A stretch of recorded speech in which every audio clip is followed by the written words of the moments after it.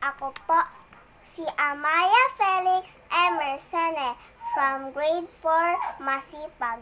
Ngayon po ay tatalakayin natin ang tungkol sa sagisag ng pagkakakilanlan ng Pilipino. Bansang watawat, bandila.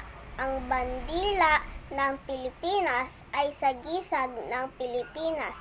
Ang kulay puti, ang kahulugan ay kalinisan. Ang bughaw, sumisimbolo ng kapayapaan, katotohanan at katarungan. Ang pula naman ay pagkamakabayan at katapangan. Ang tatlong bituin sumasagisag sa tatlong pulo. Ito ay Luzon, Visayas at Mindanao. Ang 8 sinag ng araw sumasagisag sa 8 lalawigang unang lumaban sa Espanyol.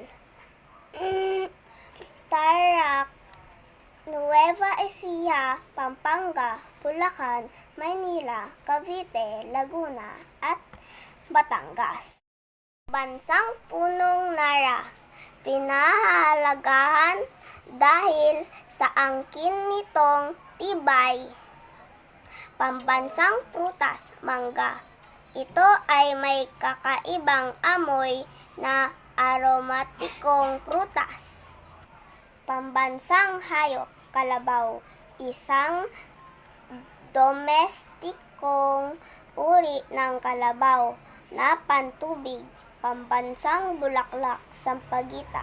Ito ay mababango at mapupunting bulaklak.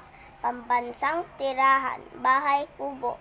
Isang katutubong buhay na gawa sa kawayan. Bansang sasakyan, kalesa.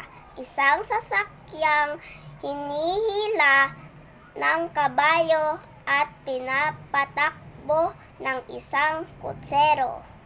Pambansang bayani, Jose P. Rizal.